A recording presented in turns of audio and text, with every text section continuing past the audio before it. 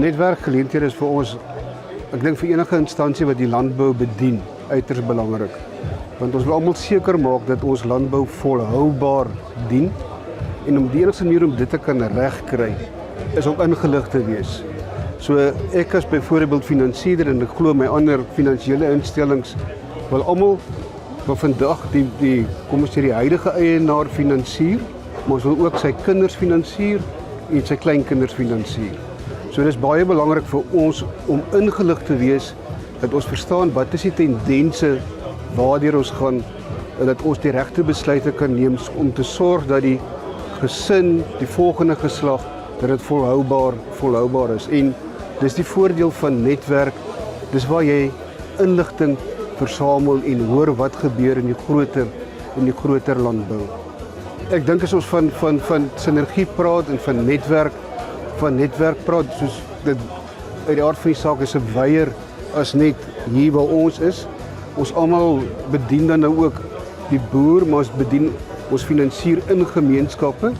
Ons as bank het 'n groot netwerk binne in die platteland en ons is betrokke by ons gemeenskap in die platteland. En so dis nie net hier waar ons is groep met mekaar, maar dis is 'n baie groter rimpel-effek na buitentoe. Met ons takstruktuur, dis een van die voordele wat ons het in die platteland, is die takstruktuur. So elke tak is betrokke in sy gemeenskap. Elke tak het sy dit met 'n sopkombuis, met 'n ouetehuis, met 'n kleuterskool, is in die gemeenskappe betrokke. Ons op streekkantoor is betrokke in groter borgaksies, as ek dit so kan noem. Dan het ons ook vir ons kliënte byvoorbeeld wat ons gratis finansiële opleiding gee vir hulle plaaswerkers en ook daai gemeenskap bedien. So ons besef dat ons kliënt is die boer, maar ons wil nie net neem nie, ons moet ook teruggee, want dit is 'n wederwysige verhouding. En in landbou is dit langtermyn verhoudings. Ons is nie net 'n vinnige in en 'n vinnige uit nie. Dis nie 'n warm-koud verhouding nie. Ons poog om 'n langtermyn verhouding te hê met die kliënt. Agri Weskaap is vir ons baie belangrik.